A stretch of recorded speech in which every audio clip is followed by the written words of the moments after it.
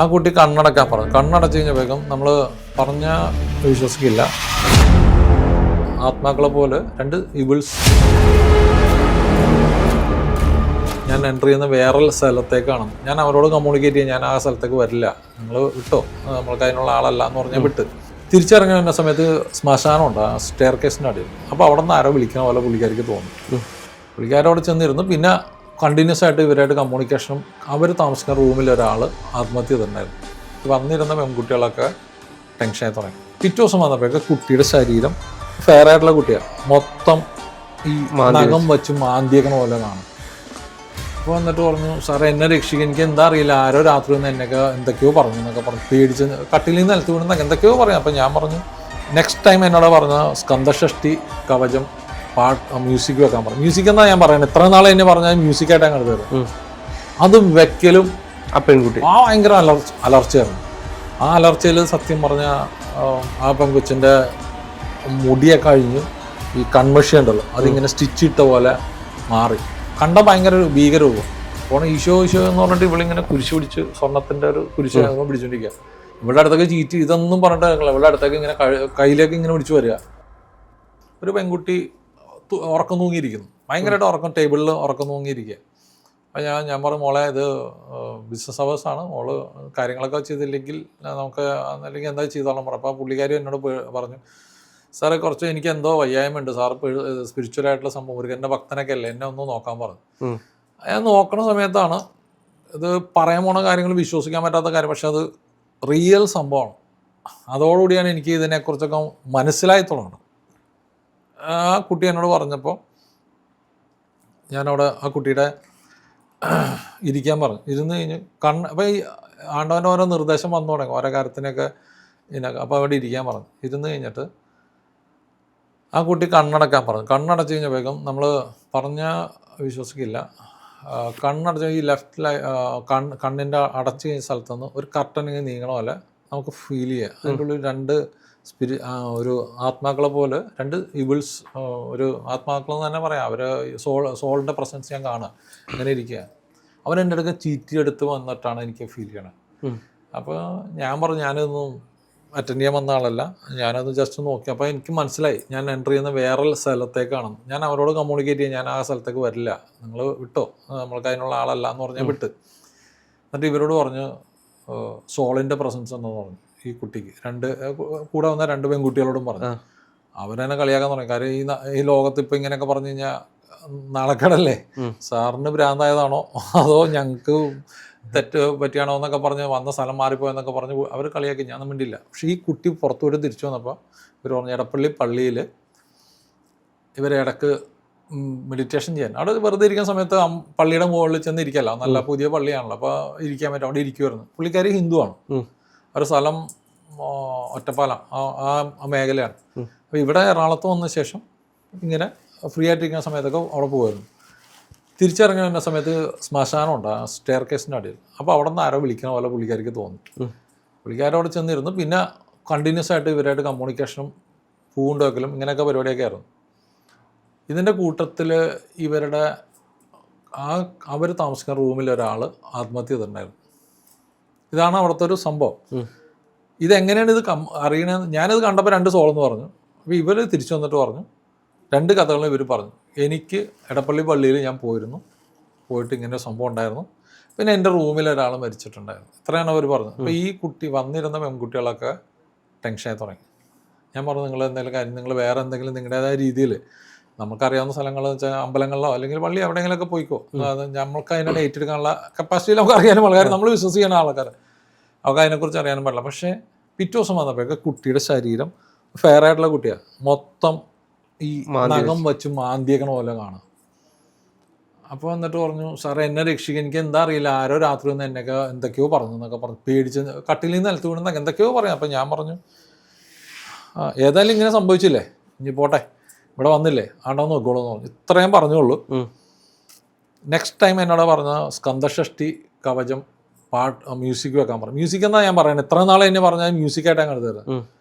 അത് വെക്കലും ഈ സോള് പുറത്തേക്ക് വന്നിട്ട് നിർത്താൻ എന്ന് പറഞ്ഞ ഭയങ്കര അലറലായിരുന്നു. ആ പെൺകുട്ടി ഭയങ്കര അലർച്ചയായിരുന്നു. ആ അലർച്ചയിൽ സത്യം പറഞ്ഞാൽ ആ പെങ്കൊച്ചിൻ്റെ മുടിയൊക്കെ കഴിഞ്ഞു, ഈ കൺമഷി ഉണ്ടല്ലോ അതിങ്ങനെ സ്റ്റിച്ച് ഇട്ട പോലെ മാറി, കണ്ട ഭയങ്കര ഒരു ഭീകരരൂപം.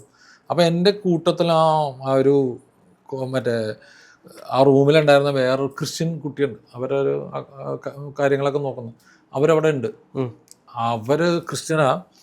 അപ്പോൾ ഈ സ്വർണത്തിൻ്റെ ഒരു കുരിശുണ്ട് അവർ, അപ്പോൾ അത് പിടിച്ചിട്ട് ഇഷ്യൂ എന്ന് പറഞ്ഞുകൊണ്ടിരിക്കുക ഇവർ ഈ സ്ത്രീ. അപ്പം എനിക്ക് ഓരോ ഇൻഫോർമേഷൻ കിട്ടുന്നതനുസരിച്ച് സ്കന്ദഷഷ്ടിയുടെ ഭസ്മം ഇരിപ്പുണ്ട് അവിടെ, ആ ഭസ്മം എടുത്ത് 2 കയ്യിൽ വെച്ചിട്ട് പ്രാർത്ഥിച്ചുകൊണ്ടിരിക്കും. എനിക്ക് അറിയില്ല എന്ത് ചെയ്യണമെന്ന് അറിയില്ല, കാരണം ആദ്യമായിട്ട് ലൈഫിൽ, അത് മാത്രമല്ല ഓഫീസാണ്, ആരെങ്കിലും വന്ന് കണ്ടു കഴിഞ്ഞുള്ള അവസ്ഥ ഭയങ്കര അവസ്ഥ. കാരണം വെച്ചാൽ കഥ മാറി. ഞാൻ അങ്ങനെ ഇരിക്കുക. അപ്പോൾ ഈ കുട്ടിയോട് പറഞ്ഞപ്പോൾ ഇവരെന്താ വെച്ചാൽ ഈ വീഡിയോ എടുക്കാൻ പറഞ്ഞു, കാര്യം ഞാൻ അല്ലെങ്കിൽ വേറെ എന്തെങ്കിലുമൊക്കെ ആയിട്ട് മാറുമല്ലോ വീഡിയോ. അപ്പോൾ ആ പെങ്കൊച്ചി വീഡിയോ എടുത്തപ്പോൾ ഉണ്ടല്ലോ നേരെ ഈ പെങ്കൊച്ചിൻ്റെ അടുത്ത് ചീറ്റ് എടുക്കുക. അപ്പോൾ ഈശോ എന്ന് പറഞ്ഞിട്ട് ഇവളിങ്ങനെ കുരിശ് പിടിച്ച് സ്വർണ്ണത്തിൻ്റെ ഒരു കുരിശ് പിടിച്ചോണ്ടിരിക്കുക. ഇവളുടെ അടുത്തൊക്കെ ചീറ്റ് ഇതൊന്നും പറഞ്ഞിട്ട് കേൾക്കില്ല, ഇവളുടെ അടുത്തേക്ക് ഇങ്ങനെ കയ്യിലേക്ക് ഇങ്ങനെ പിടിച്ച് വരിക. അപ്പോൾ ഞാൻ പറഞ്ഞു ഞാൻ കുറച്ച് ഭസ്മം അവരുടെ കയ്യിലേക്ക് 2 കയ്യിലും കൊടുത്തിട്ട് പിടിക്കാൻ പറഞ്ഞു. അത് പിടിച്ചിട്ട് പിന്നെ അവിടെ ഇരുന്നു. പിന്നെ ഇവരവിടെ ഇരുന്ന് ആടി ഇരിക്കാൻ തുടങ്ങി. എന്നിട്ടാണ് ഇവർ കഥ പറയണത്, ഞാൻ ഇന്ന ആളാണ്. ഞാൻ പറഞ്ഞു നിങ്ങൾ എന്തിനാണ് ഇവിടെ വന്നേക്കുന്നത്, നമ്മൾ ഒരു പരിചയമില്ല, നമ്മളെന്തിനാണ് ഉപദ്രവിക്കണം. അപ്പോൾ പറഞ്ഞ് ശുദ്ധിയും വിശ്വാസമുള്ള ഒരാളെ തേടി നടക്കുകയാണ്. കാരണം അവർ പറയുന്ന കാര്യങ്ങൾ വിശ്വാസത്തോടെ കേൾക്കാൻ പറ്റണം, അറിയാൻ പറ്റണം, അങ്ങനൊരു ആളെ തേടി നടക്കുകയായിരുന്നു. ശുദ്ധിയും വിശുദ്ധിയും ഉള്ള ഒരാളെ തേടി നടക്കുക, ശുദ്ധിയും വിശ്വാസവും ഉള്ള ഒരാളാണ് തേടി നടക്കണത് അവർ പറയണത്. അപ്പം ഞാൻ പറഞ്ഞു ശരി, നിങ്ങൾക്ക് എന്താ പറയാനുള്ളതെന്ന് വെച്ചാൽ, പിന്നെ അവർ പറയണത് ഓരോ കാര്യങ്ങളും എനിക്ക് പോലും ലോജിക്കലി ചിന്തിച്ചാൽ മനസ്സിലാകാത്ത തലത്തിലേക്ക് ഇവർ കൊണ്ടുപോകും. അപ്പോൾ എനിക്ക് മനസ്സിലായി ഇതൊരു സ്റ്റഡി ക്ലാസ്സാണ്. അല്ല, എങ്ങനെയായിരുന്നു അവർ കമ്മ്യൂണിക്കേറ്റ് ചെയ്തുകൊണ്ട്? അവർ പറഞ്ഞത്, അവരെ ഫസ്റ്റ് ഇവർ പേര് പറഞ്ഞു, അവർ മരിച്ചുപോയ സ്ത്രീയുടെ. അപ്പോൾ ഞാൻ ചോദിച്ചു നിങ്ങൾ ഏത് വർഷമാണ് മരിച്ചത്? ഞാൻ ഇന്ന ടൈമിലാണ് മരിച്ചത്, ഇന്ന സമയത്ത്. അപ്പോൾ എനിക്ക് എങ്ങനെ വിശ്വസിക്കാൻ പറ്റും? നിങ്ങൾ പാലാരിവട്ടം പോലീസ് സ്റ്റേഷനിൽ വിളിച്ചു ചോദിക്കാൻ പറഞ്ഞു. ഞാൻ വിളിച്ചു ചോദിച്ചു, കറക്റ്റാണ്, മറ്റേ സൂയിസൈഡ് ഉണ്ട്. ആ സമയം എനിക്ക് കിട്ടി. സമയത്ത് സൂയിസൈഡ് ചെയ്തിട്ടുണ്ട്, ഒരാളവിടെ സൂയിസൈഡ് ചെയ്തിട്ടുണ്ട്, ഒരു ലേഡിയാണ്. അത്ര അവർ പറഞ്ഞു തന്നു. ഞാൻ ഡീറ്റെയിൽസ് കൊടുത്ത് പറഞ്ഞു തന്നു. ശരി, ഞാൻ ചോദിച്ചു ഇനി എന്താ നിങ്ങളുടെ ആവശ്യം? ഇവർക്ക് ഒരു പയ്യനായിട്ട് ലവ് അഫെയർ ഉണ്ടായിരുന്നു കൊല്ലത്തുള്ള. അപ്പം ഇതിൽ ഇവർ പ്രഗ്നൻ്റ് ആയിരുന്നു, വീട്ടുകാരെ സമ്മതിക്കണ്ടായില്ല. അപ്പോൾ ഈ പയ്യൻ കൊല്ലത്ത് ചെന്ന് കഴിഞ്ഞപ്പോൾ കൊല്ലത്ത് വെച്ചിട്ട് ആത്മഹത്യയല്ല, അവരെ വെച്ചിട്ട് ആരോ വെട്ടിക്കൊന്നു ഉത്സവത്തിൻ്റെ ഇടയിൽ. അപ്പോൾ ഈ പയ്യൻ പോയതോടെ ഇവളെ ഒന്ന് കാണാൻ, അവൻ ക്രിസ്ത്യനായിരുന്നു, അവനൊന്ന് കാണണം, കല്ലറയിൽ ചെന്നൊന്ന് കാണണം, ഇതാണ് അവരുടെ ഒരു ആവശ്യം. അത് കാണണം, എനിക്ക് ഇവിടുന്ന് പോകാൻ പറ്റില്ല, ഈ ലോകത്തൊന്നും പോകാൻ പറ്റില്ല, അന്ത്യമായിട്ടൊന്ന് കാണണം, അവിടെ ചെല്ലണം. പിന്നെ അവിടെ കുറച്ച് കാര്യങ്ങളൊക്കെ പറയുന്നുണ്ട് അവർ.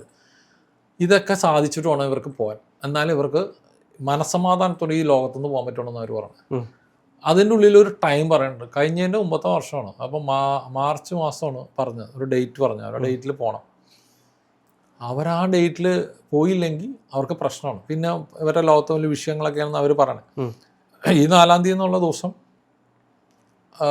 പോയില്ലൊക്കെ മുമ്പ് നിങ്ങൾക്ക് എങ്ങനെ സഹായിക്കാൻ പറ്റുമെന്ന് ചോദിച്ചു. ഞാൻ പറഞ്ഞു എന്നെക്കൊണ്ടാവുന്ന രീതിയിൽ ചെയ്യാം, സപ്പോർട്ട് ചെയ്യാം. അപ്പോൾ ഞാൻ ചോദിച്ചു, എൻ്റെ ബിസിനസ് അടക്കം സമയമാണ്, നിങ്ങളിപ്പോൾ ഇതിൻ്റെ ഉള്ളിൽ നിങ്ങൾക്ക് എന്തെങ്കിലും നഷ്ടമൊക്കെ വന്നു കഴിഞ്ഞാൽ നിങ്ങൾ ഈ പറഞ്ഞല്ലോ നമുക്ക് ഈ സമയം പോകല്ലോ, കാര്യം ഓരോ ഓർഡറുകളൊക്കെ ഉണ്ട്, പ്ലേസ് ചെയ്യേണ്ടതൊക്കെ ഉണ്ട്. അപ്പോൾ അതൊക്കെ ചെയ്യേണ്ടതെന്ന് വെച്ചപ്പോൾ നിങ്ങൾക്ക് അതിനെക്കുറിച്ച് ബേജാറാവുണ്ട്, നിങ്ങൾക്ക് ഒരു ഓർഡർ പെരുമ്പാവൂരിന്ന് വന്നിട്ടുണ്ട്, വാട്സപ്പ് എടുത്ത് നോക്കാൻ പറഞ്ഞു. അപ്പം ഞാൻ അപ്പം പിന്നെ അത്ഭുതമായി, ഇപ്പം ഇവർക്ക് എങ്ങനെ ഇതൊക്കെ മനസ്സിലാകുന്നു, ഇതെന്താണ്? അപ്പം ഞാൻ പറഞ്ഞത് ശരി ഈ ഇതിനെക്കുറിച്ചൊന്നും ബിസിനസ്സും ആ ഒരു ആത്മാവ് തന്നെ അല്ല, അവർക്കറിയാം. അവരെന്നോട് പറയാം നിങ്ങൾ ബേജാറാവണ്ട, ഒരു ഓർഡർ നിങ്ങളുടെ വാട്സപ്പിൽ വന്നിട്ടുണ്ട്, അത് നോക്കാൻ പറഞ്ഞപ്പോൾ ഞാൻ നോക്കിയപ്പോൾ കറക്റ്റാണ്, അവർ അറിയുന്നുണ്ട്. ഞാൻ എടുത്ത് നോക്കി, വാട്സപ്പ് എടുത്ത് നോക്കി, കറക്റ്റാണ്, അതിൻ്റെ ഓർഡർ വന്നിട്ടുണ്ട്, പെരുമ്പാവൂരിന്ന് വന്നാണ്. അപ്പോൾ സംഭവം പിന്നെ എനിക്ക് ഇൻട്രസ്റ്റ് ആയി കാര്യങ്ങൾ. അപ്പോൾ എന്താണ് ഇത് കാര്യങ്ങളെന്ന് ചോദിച്ചു തുടങ്ങി.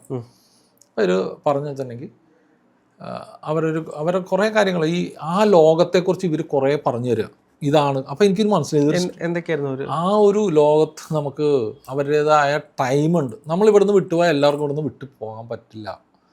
ചില ആൾക്കാർ ഈ ആത്മഹത്യ സൂയിസൈഡൊക്കെ ടൈമാണ്, അതിനൊക്കെ കുറച്ച് അവർക്ക് അങ്ങോട്ട് പോകാൻ പറ്റില്ല, ഈ ലോകം വിട്ടു പോകാൻ പറ്റില്ല അതാണ് അവർ പറഞ്ഞത്, അവരുടേതായ ആഗ്രഹങ്ങൾ തീരാണ്ട്. അപ്പോൾ ആ ഒരു സമയത്തിന് വേണ്ടിയാണ് അവർക്ക് അവരുടെ ആഗ്രഹത്തിന് വേണ്ടിയാണ് ഇവിടെ നിന്നത്. അപ്പോൾ ഇവർ ഇതിനുവേണ്ടി ഒരു പയ്യനെയും ഒരു ലവ് അഫെയർ ഇവളെ അറിയുന്നില്ല. ഒരു പയ്യനായിട്ട് ഭയങ്കര ഒരു IT ഫീൽഡിലൊരു പയ്യനായിട്ട് ഇപ്പോൾ ഉള്ള പെങ്കൊച്ച് ഭയങ്കര സ്നേഹത്തിലാണ്. ഞാനൊരു ഇവനെ കാണണമെന്ന് പറഞ്ഞു. അപ്പോൾ കണ്ടു കഴിഞ്ഞിട്ട് ചോദിച്ചു, നിനക്ക് ഇവളെക്കുറിച്ച് വല്ല അറിയാമെന്ന് വെച്ചു. അപ്പോൾ എനിക്കൊന്നും അറിയില്ല. അവൻ നോർമലായിട്ടാണ് പെരുമാറണേ, ഒരു വ്യത്യാസമില്ല. ഞാൻ പറഞ്ഞു, ഒരു കാര്യം ചെയ്യും, ഈ സംഭവം നടക്കുന്നത് അഞ്ചുമന അമ്പലത്തിൻ്റെ പുറകിലുള്ള ഹോസ്റ്റലിലാണ്, നമ്മുടെ ഇവിടെ പാലായിട്ടത്. നീ ഒരു കാര്യം ചെയ്യും, നീ ഇന്ന് വൈകിട്ട് നട തുറക്കുമ്പോൾ അഞ്ചുമന അമ്പലത്തിൻ്റെ മുമ്പിൽ കൊണ്ടുവരാൻ പറഞ്ഞു. ഇവളകത്ത് കയറില്ല, അകത്ത് കയറില്ല ഇവള്. കുറച്ചു നേരം കഴിഞ്ഞപ്പോൾ ഇങ്ങനെ ആടിക്കൊണ്ടിരിക്കാൻ തുടങ്ങി. ഇപ്പം ഞാൻ പറഞ്ഞ്, നിനക്ക് മനസ്സിലായല്ലോ, ആളെ മാറി. അതുവരെ ഇവന് പോലും അറിയില്ലായിരുന്നു എന്താണ് ഇതിൻ്റെ ഉള്ളിലുള്ളതെന്ന്. അപ്പം എനിക്കും പറഞ്ഞ പോലെ കൂടുതൽ ജിജ്ഞാസയായി.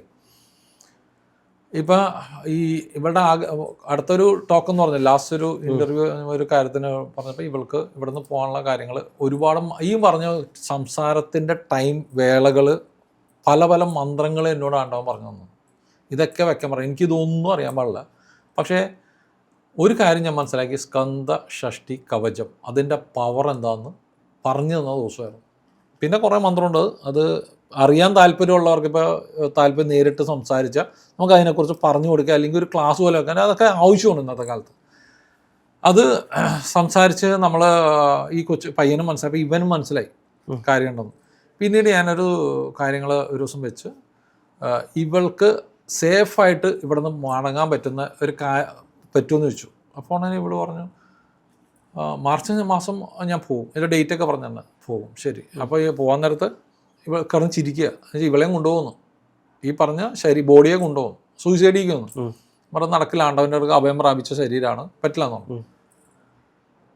അവൾ ചിരിച്ചുകൊണ്ടിരുന്ന. പിന്നീട് ഞാൻ മനസ്സിലാക്കുന്ന, ആ ദിവസം വേറൊരു പെൺകുട്ടി അതേ ഹോസ്റ്റലിൽ ആത്മഹത്യ ചെയ്തു. അതിനെക്കുറിച്ച് എനിക്ക് ഇപ്പോഴും ഭയങ്കര അത്ഭുതത്തോടെ നോക്കിയിരിക്കുക. അവർ പോവുകയും ചെയ്തു, വേറൊരു കുട്ടി അവിടുത്തെ ശരീരം കൊണ്ട് പോയി. അതേ ദിവസം തന്നെ വേറെ സൂയിസൈഡ് ചെയ്തു. ഇന്നും എനിക്ക് അതെന്താ വെച്ചാൽ ചിലപ്പോൾ ഇപ്പം ഈ പറഞ്ഞ പെൺകുച്ചിൻ്റെ അച്ഛനമ്മയുടെ പ്രാർത്ഥനയും കൊണ്ടായിരിക്കും എൻ്റെ അടുത്ത് വന്നത്. ഞാനിതിനെക്കുറിച്ചൊന്നും പറയാൻ ആളല്ല, പക്ഷെ സംഭവിച്ച സത്യമുണ്ട്. അതൊരു വലിയൊരു ഇൻസിഡൻ്റാണ്.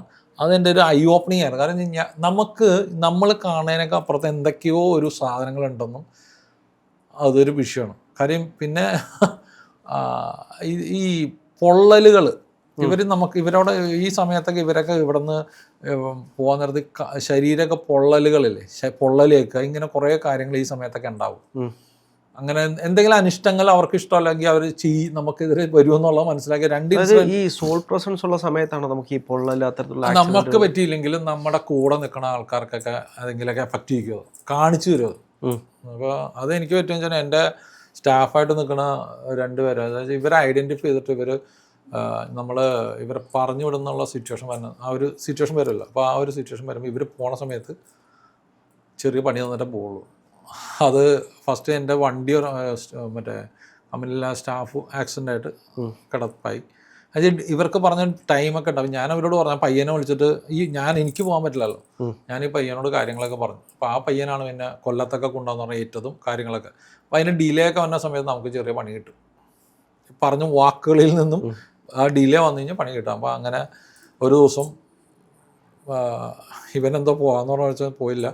ആ ദിവസം എൻ്റെ കമ്പനിയിൽ നിൽക്കുന്ന മെയിനായിട്ടുള്ള ഒരാളുടെ കാലിലേക്ക് തിളച്ച വെള്ളം വീണ് മൊത്തം കാലും പൊള്ളിപ്പോയി, റെസ്റ്റായി. പിന്നെ എന്ന് വെച്ചാൽ നമുക്ക് ഇൻഗ്രീഡിയൻസ് ഒക്കെ ആഡ് ചെയ്യുന്ന ആൾക്കാർക്കൊക്കെ ഡിലേ വന്നു കഴിഞ്ഞാൽ നമുക്ക് അതിൻ്റെ വർക്കും സ്ലോ ആവും. പിന്നെ ഡെസ്പാച്ചുള്ള ആൾക്കാരും ഇതുപോലെ വണ്ടിയായിട്ട് പോകാൻ നേരത്തെ ആ വണ്ടി ആക്സിഡൻ്റ് ആയപ്പോൾ അതും പ്രശ്നമായി. ഇപ്പം ഞാൻ ഒരു ഫോട്ടോ എടുത്തിട്ടുണ്ട്. എല്ലാം കൂടി ഒരു നോക്കാൻ നേരം 3-4 പേര് പല കാര്യം പറഞ്ഞ് ഒരു കാഷ്വാലിറ്റി പോലെ റൂമിൽ കിടക്കേണ്ട സിറ്റുവേഷൻ. ഈ ബിസിനസ് എന്ന് പറയുമ്പോൾ ആളുകൾക്ക് ഒരു സംശയം കാണാം, എന്താണ് ബിസിനസ്, അതുകൂടെ ഒന്ന് ക്ലാരിഫൈ. Ice cream manufacturing. അപ്പോൾ അതിൻ്റെ ഇതിലായിരുന്നു. അപ്പോൾ ആ ഒരു സിറ്റുവേഷനിലാണ് അങ്ങനെയൊക്കെ സംഭവിച്ചത്. അപ്പോൾ അതൊരു ഐ ഓപ്പണിങ്. കാരണം നമ്മൾ കാണുന്നതിനൊക്കെ അപ്പുറത്ത് എന്തോ സംതിങ് ഈസ് ദെയർ എന്നുള്ളൊരു മനസ്സിലായി. അപ്പോൾ അത് ഞാനങ്ങ് വിട്ടുവിട്ടാ. അന്ന് ഞാൻ ആരോടും പറയാനോ നമ്മളെ കൂട്ടത്തിലുള്ള ഒരാൾക്ക് പറയാനല്ലാണ്ട് എനിക്കിതൊന്നും പബ്ലിഷ് ചെയ്യണമെന്ന് താല്പര്യം ഒട്ടും ഉണ്ടായില്ല. ആയിരിക്കാം, ഇങ്ങനെ പലതും ഉണ്ടല്ലോ. ഇപ്പം നമ്മളും പല ആൾക്കാർ കണ്ട അത്രേ എനിക്ക് മനസ്സിലായുള്ളൂ. ഞാൻ അത് വിട്ടു. പക്ഷേ അതെല്ലാം കഴിഞ്ഞ് അടുത്തൊരു സിറ്റുവേഷൻ നമ്മളെക്കൊണ്ട് ഓരോ മീഡിയേറ്റർ എന്നെ കൊണ്ട് ഓരോ കാര്യങ്ങൾ ചെയ്യിക്കാൻ തുടങ്ങി. ഒരാൾക്കാർ വരുമ്പോൾ അതിനെക്കുറിച്ചുള്ള കാര്യങ്ങൾ അറിയാനും പറയാനും ഒക്കെ ഞാൻ തുടങ്ങി. ഒരാളെ വന്ന് കണ്ട് ഒരു പർട്ടിക്കുലർ മൂഡിലാണ് ഞാൻ. ഇപ്പം ഞാൻ പഴനി പോവുക, അപ്പോൾ എല്ലാ ഷഷ്ടിക്കും പഴനി പോകും ഞങ്ങൾ.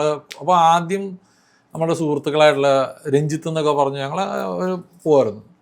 അതിനുശേഷം അവിടെ കൂട്ടത്തിൽ വന്നൊരു അയാളുടെ വണ്ടിയിൽ എനിക്ക് കയറാൻ പറ്റില്ല.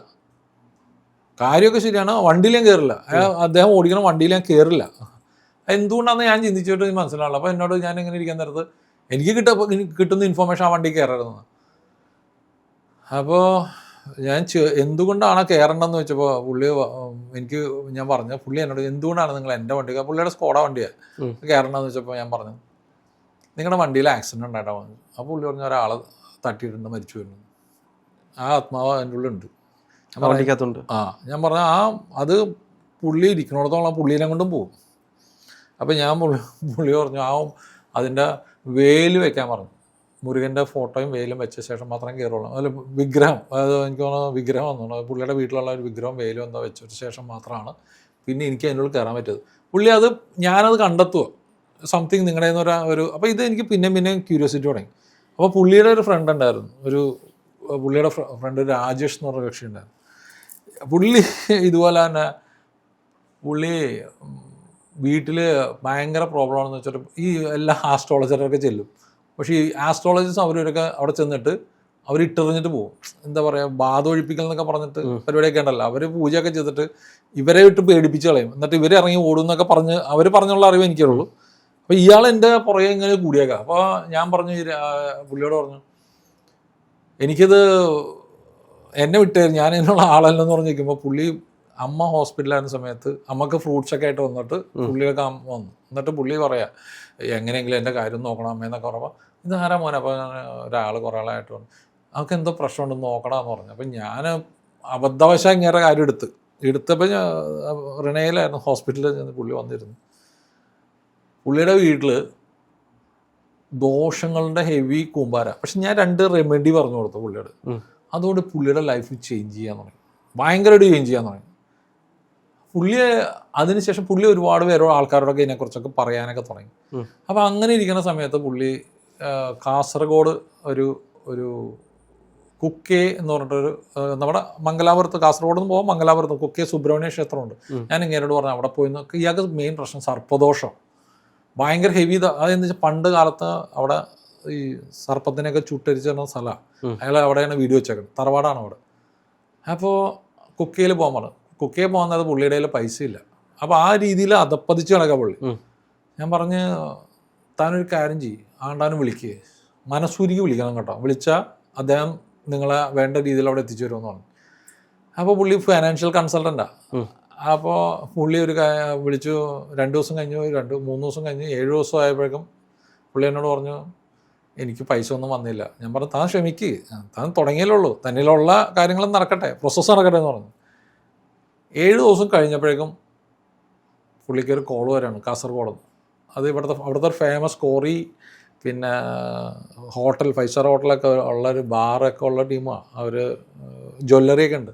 അതിൽ വിളിച്ചിട്ട് ലോണിൻ്റെ കാര്യത്തോട് സംസാരിക്കാൻ വരാൻ പറഞ്ഞു. അപ്പോൾ പുള്ളി പറഞ്ഞു വരാനായിട്ടുള്ള വണ്ടിക്കാശ് എല്ലാം പുള്ളിക്ക് അയച്ചു കൊടുത്തു. അപ്പോൾ ഇയാൾ ഫാമിലി ആയിട്ട് ചെന്നു, വൈഫും ഉണ്ടെന്ന് പറഞ്ഞു. കുഴപ്പമില്ല വന്നോളാം പറഞ്ഞു. അവിടെ ചെന്നപ്പോൾ ഈ ലോണിൻ്റെ കഴിഞ്ഞപ്പോൾ പുള്ളിക്കാരൻ പറഞ്ഞു, പോണ വഴിക്ക് തന്നെ പറഞ്ഞു എനിക്കൊന്ന് അവിടെ നിന്ന് കുക്കെ സുബ്രഹ്മണ്യ ക്ഷേത്രത്തിൽ പോയേക്കോളാന്ന് പറഞ്ഞു. അപ്പോൾ ചെന്ന് കഴിഞ്ഞപ്പോൾ തന്നെ അവർ വണ്ടി അറേഞ്ച് ചെയ്യുക.